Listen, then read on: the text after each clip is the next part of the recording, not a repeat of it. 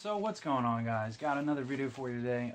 This is a kind of a midweek pickup. Just this is like a really special game that I've wanted for quite some time for the original Xbox. So I found this for a really good price. I actually ordered it the other day during CM Retro's live stream, and sure enough, it came the next day. So kind of crazy. So I guess it was yesterday, or I don't know. But because the guy lived like one city away from me, so it mailed that day, and I got here that next day. So this is a pretty uncommon game to find complete with all the little pieces that come in the box, and not the box, the case. And it's for the OG Xbox, like I said. I haven't actually taken it out of the package yet. I did slice it open though. So I wanted, well, let me open this and I'll say my other bits and pieces about that. That's interesting. Thank you for your purchase on some sweet panda paper. It's got some weight to it. So it's Elder Scrolls Morrowind Game of the Year, but it's the black label. I've waited long enough to get this. I always see it in the platinums, but it's still never complete when I find it. And so I waited long enough. I finally found a copy. I'm not going to say the price, but it was a good price. I'll say that. And let's see if this disc's in good shape. Ooh, doggy. That thing's in great shape. Alright, so that, and then you got the nice sweet manual, very good condition. It's a big manual too. So that, and then here's a little promotional thing for the Morrowind guidebook, little registration card, and the thing that is primarily always missing from the game, which is the most desirable part to get, which I was happy to see that this was a nice minty copy of, was the map poster. So I actually feel bad saying this, but I've never actually played through more than 20 minutes of Morrowind on my PC because I've always wanted it on the Xbox, and now I finally have it. So I'm going to be playing through this summer and hopefully enjoying the crap out of it. Now, it hasn't aged that well graphically. They did, there is a fan, oh nice, got a nice nasty, what appears to be a pubic hair in there. I'll go ahead and keep this just for shits and giggles. Yeah, so there is like a fan remake of it, and Bethesda's like okay with it, which is cool. Bethesda's a really cool company, they really are. They're also in Maryland. So there's a fan remake coming for it. It'll be 1080p and 4K and all the other various resolutions. It's only going to be on the PC.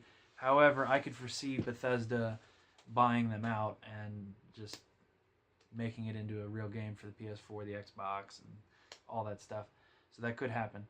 Now, the reason I jumped back into Xbox collecting, not that I ever stopped, but I kind of briefly took a pause from it because I'm so close, but the last couple that I need, like stuff like this, you're not going to find this in a store. You're just not going to. So you pretty much have to get this on eBay. But the reason I jumped back in was because RGT85 made a video about OG Xbox games recently, and I'm going to start out by saying that I have absolutely nothing against that man. I'm subscribed to him. I have been for a very long time. I enjoy his content. I truly do. And it's nothing against content creators like Jesus, Radical Reggie, you know, Hancock, and all them. But yeah, so he made a video about OG Xbox games, as did I about a month ago, and periodically I make Xbox videos, but I have a pissant channel that's got 280 something subscribers. So, you know, my dent in the gaming market is nothing. He has basically 38,000 subscribers. Let's round that up to 40,000 subscribers. So somebody made the rebuttal, or a comment saying, you know, and I'll leave pictures in here hopefully about this and all my comments that I left.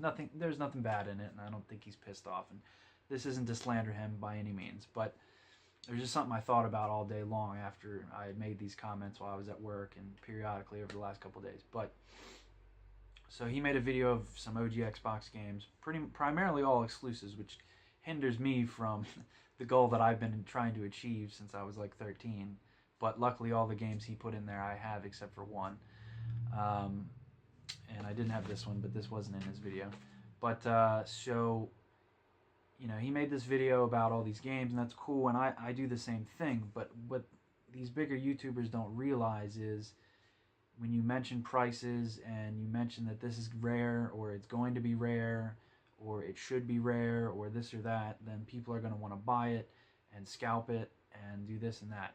Like, no joke, I'm not going to name the games because the one that I do need was in his video and I still need to get it, so hopefully that price on that won't go up too much. But in the last week it has already gone up $5 or $10.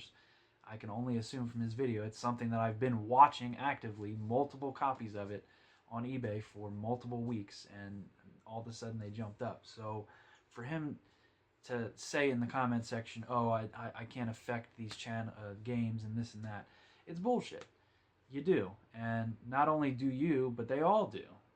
And at some small point in time, if I ever have a decent sized channel and show off one of the many hidden gems of certain systems that I know of, it could buff that price up and inflate the price on it. It really could. It could happen from anybody's videos.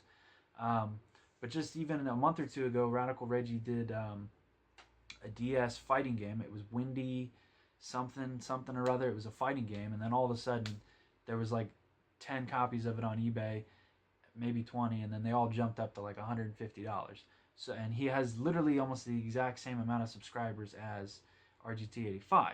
So with the fact that he can do that for a shitty DS fighting game, which, you know, by itself it does actually look like a good fighting game, but I'm just not that into fighting games. But so if he can do that with the same amount of subscribers, then RGT85 can clearly do the same amount with his amount. So I'm not great at math, but let's just say 5% or even 1% of the 39,000 people that subscribe to him decide that they want to buy all those Xbox games and then scalp them. Not good at math, but those numbers just don't add up for how many copies of these games are typically on eBay at one time. There's maybe 5 of these on eBay right now, and none of them were in good shape like this one. This was like the last good condition one while I was looking. There could be more up today. I have no idea. But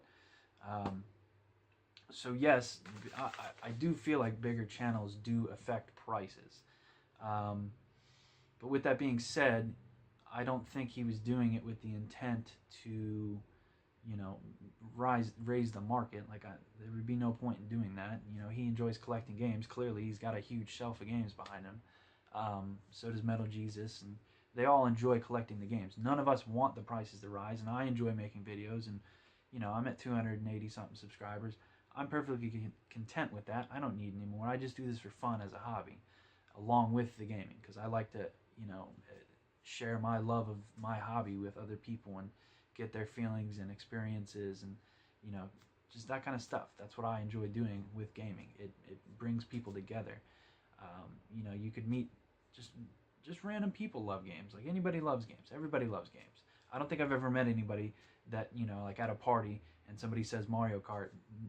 It's not like anybody's like, nah, I don't want to play Mario Kart. Everybody plays Mario Kart. Everybody loves games. But getting a little sidetracked there. But yeah, so game prices do affect that. But then, like, and even in the comment section, I was talking about this as well. Like, scalpers are an issue with game prices. Just like, even for instance, Fire Emblems, Shadows of Valencia Echoes, or Echoes Shadow of Valencia. I don't know how you say it. But just even prices like that. I pre-ordered that the day it came out, drove up to my GameStop, drove back home because I couldn't do it online because of scalpers. Then when I went to pick it up, fucking scalpers picked up my tin poster, which I really fucking wanted, and that's why I pre-ordered it at GameStop. It didn't get my GCU discount. I get there at 4:30. Actually, it was like 5:30 after work, so I get off at 4, drove all the way there, traffic, hour and a half, picked it up, went home, got home at like 6:15. Pissed that I didn't get my fucking tin poster or whatever metal it's made out of. And, you know, then you see them online for $50, $60, $70 for the poster alone. Obviously, I'm not going to buy that. It should have been given to me for free. I pre-ordered it the day you could pre-order it, but yet they didn't keep my copy. So never again will I, be pre-ordering at GameStop. It's not going to happen. Done doing it. I will pay the scalper price. Fuck you, GameStop. But yeah, so just even for Fire Emblem, for instance, those were going up for $150 for a while, and Best Buy just got another shipment of them, the special editions, not that long ago, a week, maybe 2 weeks ago. So it's scalpers definitely affect the market a lot as well. And then you got shows like Storage Wars, which recently picked up a huge locker with a fellow YouTuber, Fluffy. And they got, and you know, by all means, I wish I could have found that locker. And that's cool. He has a business to run. He sells the games for what the market value is. But, and I'm not even blaming it on Renee from Storage Wars, but when he buys that lot and shows all those prices on TV, and then your average day grandma, grandpa, mom, dad, uncle, brother, sister, cousin, and Shaquanda down the street see, you know, oh my God, that guy just bought a storage locker with stupid video games and he sold it for 50 grand. You know, my old ass NES with Bubble Bobble, Mario, and Zelda 2 must be worth $300. That also causes the prices to rise, and that is again another problem. So you got scalpers, you got TV shows like that, you've got certain YouTube channels that cause the prices to rise. Now, out of all three of those, I would say that, you know, with the YouTube channels, their intentions are genuine. They want you to play the games that, you know, they're showing, as do I. When I've done my Xbox videos and GameCube videos and this and that, and I want you guys to see the games that I like and maybe pick them up. And maybe you've never played them or experienced them. But like I said, my channel doesn't affect anything. I've maybe convinced a couple of you guys to buy something. And if I have, let me know in the comments. Truly, I do want to know if I've affected something that you've bought. You know, my opinion on a retro game, current game, a future game that's coming out, or anything like that. But, so you got Scalpers, Storage Wars, and YouTube. Blame them the least because, you know, RGT85, he's probably just like me. He just got lucky and has a bigger channel, so he still wants to bring out content much like I do, but, you know, he just got a larger subscriber base. But there's not really much else that affects the prices, in my humble opinion. I mean, recently I went into a game store that I've been into once or twice with Nico, and I went there by myself this time, and you know, I was talking to the guy. I spent a good hour in there. I was looking at his Xbox collection, and that's where I got the PS1s, and I think I picked up one Dreamcast game or something. But, you know, I was talking to him. I was just like, so, you know, how long has this store been here, and when did you see the rise in retro gaming and this and that? And his opinion was that retro gaming rose more or less because people are disappointed with the current generation of games. And that was his opinion, because I had initially said it was because of YouTubers, and he rebutted to me that it was because of current generation not being, you know, adequate. Nobody's enjoying it as much as the older generations. And, you know, and then you also have the nostalgia factor of, you know, like I grew up with the Super Nintendo, then I jumped to the Game Boy Color, and then I had a GameCube. That was my, you know, 4 years old, I got the Super. Whenever Pokemon came out, that Christmas is when I got the Game Boy Color, and then GameCube I think I got in 2001. So I was 11 when I got that, and I was 4 when I got the Super. And then after that, I bought everything else that I had. Nothing else was ever given to me. So, you know, but back to what the guy was saying at the store. He was saying that basically, you know, modern gaming has caused the boom in retro gaming. I could see that to an extent, because me as a collector, I hate the DLC. I hate day one patches. I hate day one DLC. If you release day one DLC, no gamer should buy your game. It just shouldn't happen. I got tricked on Mass Effect 3 because I bought the Days of Our Ashes or something Ashes for Mass Effect 3. I bought that day one because that was when I was still naive about DLC. It was right then was kind of when DLC was like getting into its own and becoming what the monster it is today. But so you got Mass Effect 3 DLC, and you know, just DLC, and then day one patches, day one updates. No stories in a lot of games nowadays. Always online, like Need for Speed. That's asinine. Like I bought that Need for Speed, the last one that came out just now during E3 for $10 because I wanted to play it, but you always have to be online. I could never physically own that because in the future I will never physically be able to play it once the PS4 servers go down. And they will go down at some point in time. Just like the PS2 did, just like the Xbox, and just like the Dreamcast and the GameCube. They all went down. I mean, they might, you know, it might stay up if they keep PSN a giant universe with PS3, Vita, PS4, PS5. Same thing with 360, Xbox One, and Scorpio, and whatever, you know, Xbox 4 will be, whatever they're going to call that. But yeah, so those are things that kind of just have ruined the current generation to me, and I guess in a way I could see that coming down into why people are more into retro collecting. Like for instance, like when I got Outrun 2 or Coast to Coast, that is a fantastic game. It is very expensive. I'm not going to say the price. You can look it up. It's one of the rare Xbox original games. I play that pretty frequently. It's a great pick up and play game. The Outrun series is actually, it's probably one of my favorite arcade racing type games. Other than Burnout, obviously, is my favorite. I've mentioned that before. But and if you're always wondering why I'm always like pointing at stuff, it's because like that's where my games are, that's where my computer is, that's where my consoles are. But yeah, so just and then even like with the original Xbox, on my hunt for the exclusive set, like I've found things that I literally never knew existed. Breakdown, Kingdom Under Fire, Iron Phoenix. Just trying to look at some of them. Just random things like Dino Crisis 3. I always knew it was an exclusive, but I never picked it up until recently, and I fucking love it. It's a good game. I want Dino Crisis 4 now. Maybe not in space. I still need to play the first two, which are on Earth. Gun Valkyrie. I had picked that up. I think that was a year or two before I started the channel. I love that game now. It's awesome. Initially, that was actually supposed to be like it was a Dreamcast game, and you were supposed to use one stick, and then you were supposed to use the light gun, which sounds kind of crazy, but I feel like that would have been pretty badass. And obviously, they didn't do that with the Xbox. And if you've ever played Gun Valkyrie on the Xbox, it is a cheap game, or at least it is now. I'm just saying.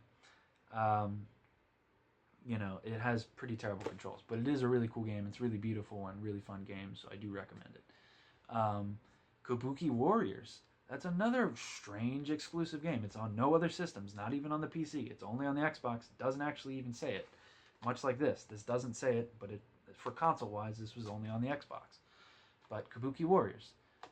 That's a strange game. Beautiful, too. Very beautiful. It's ancient samurai warriors, and they have like these giant like fur mink coat things, and very beautiful game. Like it almost looks like an early 360 game. How good it looks. I don't know. There's just random things that I've found over the generations. So like collecting older stuff is cool because you find buried treasure and you find things you've never played, or maybe you might relook at them because they're cheap. But the older a system gets, the more expensive it's going to get because there's less and less of the games to buy. But like for instance, like Halo, that's never going to be rare and stuff like that. But and then like as far as like scalping goes with the market, like Earthbound, it's really not rare. It's really not. I think there's reports of that there's a couple 100,000 English copies out there. I'm sure let's just say 50% of those boxes got destroyed by kids when they threw them away. That's fine. That means 50% of them are complete. I'm just guessing. Is something that old, complete, worth $1,000? No. What would I be willing to pay for a complete Earthbound? Probably $200 to $250, and I'd probably realistically pay about $70 for the game. I'd love to own it. I really would. I have it on my Wii U digitally. I'd love to own it physically, but I'm not paying that scalper ass price. I'm just not doing it. I just don't. Scalping is a huge problem with the gaming market. People. And I'm going to reveal something to you that I'm not really proud of myself, but if you can see the giant Amiibo collection that I have, I definitely scalped a few times so that I could get what I wanted to complete my set. Just a few instances, like when Pitt came out in my area, the Toys R Us got 4, and I felt like an asshole about it. I did leave 1 there, but I bought 3 so that I could... And it's not like I was flipping them. I was using them as trade bait. But it's kind of like scalping in a way because... But then again, the people prior to me had gotten the King DDDs and the Captain Falcons, which was that wave. I remember all that like it was yesterday with the waves of Amiibos. I remember each wave and which stores I had to go to get them. I don't know if any of you are fans of like Amiibo hunting and Amiibos in general, but if you are... P2, he doesn't really do Amiibo stuff anymore, but if you go back and watch his old videos, They're hilarious. They made Amiibo hunting fun, and just following his Twitter and his Instagram and this and that, like, it was just fun because he would do this thing where he'd be like, I'm going Super Saiyan, and like, it was good times. Amiibo hunting was good times. Like, I remember waiting out in front of Best Buy when it was cold as shit to get Meta Knight for like 3 hours for a $14 toy. You know, and just Amiibo hunting was fun. But back to the scalping thing, like, I remember buying the 3 pits one time. I remember buying 2 Captain Falcons when I finally found them. And, you know, with the Amiibos, that's a whole other ball game. But, you know, it's just, scalping has gotten out of hand. Like, I'm just trying to think of instances of stuff that like Cursed Castilla EX, that's like $150 on eBay right now. It was a $25 game. I mean, yeah, there's literally like 2,500 copies in the world, which is pretty limited, but like, so that brings me to the next topic that I was going to bring up. This is kind of a two-parter to this one.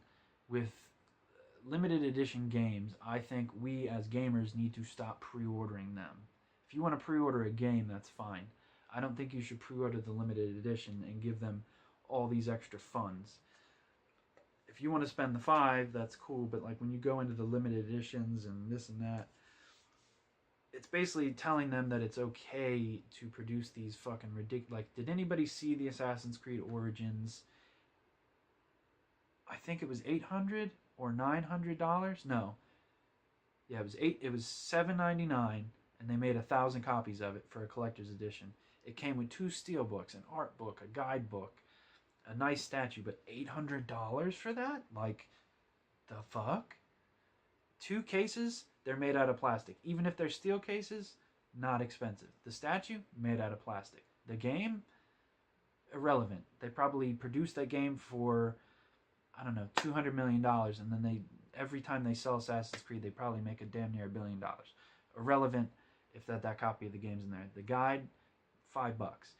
So $800 collector's edition, and people bought that shit out. It was online for like 10 minutes, and it was sold out. What? Who buys an $800 collector's edition? Even if you're rich, like, why do you want that? What possesses you to want an $800 collector's edition? I don't understand that. But, you know, so these limited edition things, limited run, and the other one that does them, it's cool that they do them, and it's cool that I have a few of them. I got the Shantaes, I got Cursed Castilla, Blue Rider, I've got a couple more in the mail coming now, and Octodad, and this and that, and they're cool, and I love them, but like, to me, that hurts the market, that you're only producing that many, because you're creating a scarcity in the market, you're raising the demand for your game so that you can profit. I can't tell you how many times, and I always encourage you to go follow Limited Run Games on Twitter. Many times I've seen them retweet that they still have copies of this. Many times have they sent Radical Reggie a whole box of fucking games that are been sold out for a fucking year. Same thing with Metal Jesus. They just send them boxes of games that are sold out. They give away games that are sold out. They're not fucking sold out. You're just giving them away. Somebody might watch this video and be like, well, you're just salty, dude. You're damn right I'm fucking salty, because I wanted most of those physical games. I didn't want all of them. You know, Firewatch, that looks like a cool game, but that's not really my cup of tea. If I really want that, I'll digitally download that. I don't really want that game, but like, just even games like that, even if, see, the other company that does Cursed Castilla and Blue Rider, they do it in a better fashion. They announce that they're only making a few amounts, but they do like a pre-order. They send out a notice to the people that are pre-ordering it with a time that it's actually going to be available to pre-order it. So that gives the actual people who are really excited for it a chance to get that game, instead of just the scalpers. But scalpers probably jump into that too. I didn't really think about that, but they probably do. But you know, so with things like that, these are just the things that are ruining the hobby to me. Like, I've been collecting a long time, and it's almost not even fun anymore to walk into a store and like see Phantasy Star Online 1 and 2 Plus at $170. Phantasy Star Online 1 and 2 were a huge part of my childhood. I think I got that in 2013, maybe 2003 or 2004. So I was 13 or 14. My best friend lived 4 minutes down the road. He had a GameCube. I had a GameCube. He bought that game. I went out and begged my mom that day with my allowance to go buy that game that day. as soon as he got it. I got it, he got it. We didn't ever play online. One of our other buddies did. We never did though. But so we'd always bring over the memory cards to each other's houses. I always played as the hunter. He always played as I don't even remember. But I still have my hunter saved on my memory card after all these years. I think I ended up getting up to like level 169 or something like that. I think the level cap was 300 maybe, if I remember correctly. But that's one of my favorite RPGs of all time. I would love to see an actual Phantasy Star Online 3, not the card game. The card game is okay, but it's not as good as the original, too. But it's crazy to walk into a store and see that for $170. Like, I still have the original non-plus version from my childhood, but I don't have the plus version. The plus version has all the DLC that Nintendo had on the web, extra missions. I don't even think it's that many, but I want to play those extra missions. I never got to.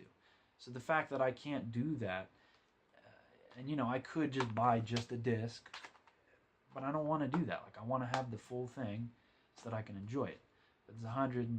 It's 150 typically, but it's 170 at this one store that I won't be going to anymore, because the last time I was there, I actually still need to make a video on that. I never ended up making that video. But, so that's just another instance. And then even in that same store, Mega Man X2 and 3 were $200 and X3 was $230.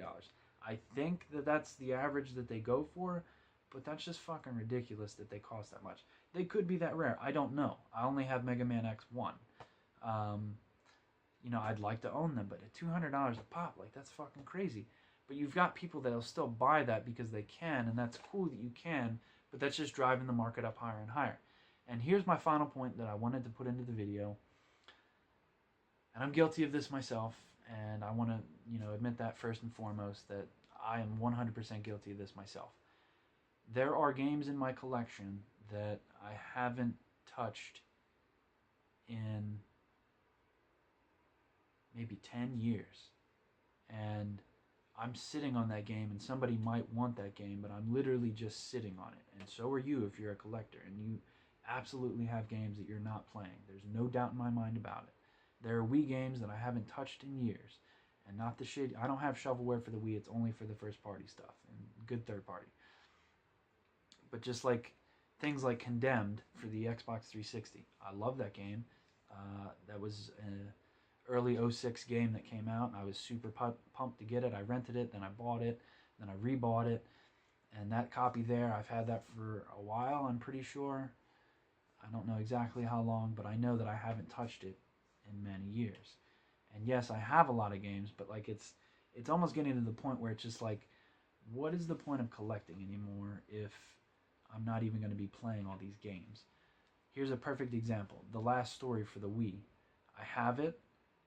I bought it the day it came out for the Wii. I happened to go in there the day Xenoblade and The Last Story got to GameStop from Xseed.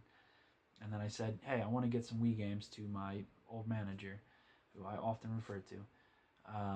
What are some good Wii games? And he goes, hey, it's your lucky day. Got these 2 awesome RPGs that just came out today, and I bought both of them. And if you remember, Xenoblade was going for a pretty penny for a while, even used. It was like 90 used for a while. It finally went down when they re-released it. So I kept my original copy. And The Last Story, I had the nice collector's edition. I'm very happy to have that. I've still never beaten it. I haven't gotten more than an hour into The Last Story, maybe 2 hours into The Last Story, and maybe 4 hours into Xenoblade. And I even rebought Xenoblade on my 3DS, new 3DS. I've gotten maybe 2 hours into that, maybe 4 hours into the Wii one, 2 hours into The Last Story. And what is the point of me owning it if I'm never going to beat it? That's something I've been struggling and asking myself with lately. As I am that game collector. Like, I collect games. That's what I do. But I almost want to downsize my collection because it's just getting so enormous, and I don't even play some of these games. I mean, like my NES. That's one of my earliest memories of gaming is Kirby's Adventure on the NES. I never had an NES till I was, in my teens, but my babysitter as a kid had it, and I remember very youngly playing Kirby's Adventure. And, when I was younger, I had Kirby's Avalanche, but I never had Kirby's Dreamland or any of that stuff for the Super. Didn't get that till much later in life. But yeah, it's just kind of, I almost kind of just like, I want to shrink down my collection, but like part of me wants to keep them and buy them because I know some point in time I'll want to play them, and when I can get it for $10 in 2017, in 2025 it might be an $80 game. So that's kind of why I buy games ahead of time, knowing that at some point in time, hey, I'm interested in this and I do want to play it, but let me buy it now while it's still cheap. But yeah, so I do actually have another video that I'll be planning out on Friday, and then after that I'll be, packing up to move and stuff, so videos are going to be pretty short and sparse for a while. Hopefully you have saw that in the last video, and in this video that I am in fact moving, videos are going to be kind of sparse for the next probably few weeks, maybe month. I still got to get the internet situation figured out. But yeah, so those are just kind of like, this was a rant 30, and I just wanted to go on a rant, just in the small off chance that RDT85 makes some kind of video about all the comments I was leaving in the video. It really truly wasn't anything bad, and you can go find that video. It's not going to be hard for you to find the comment because it's the top rated comment on that particular video, so it won't be hard to find. But those are just kind of some of my opinions about collecting, the market that it's currently at, some of the things that could bring it down, some of the things that are causing it to rise, just that kind of stuff. But oh man, that was a pretty huge rant. This is definitely a long video, I feel like. Let me know if you actually make it through this whole video, and thanks for watching if you do. Thanks for watching regardless if you happen to just skip through the video. Like, comment, subscribe. Also, let me know if you like that new intro on the video. Peace out for now, guys. Till next time. Come here, you mother...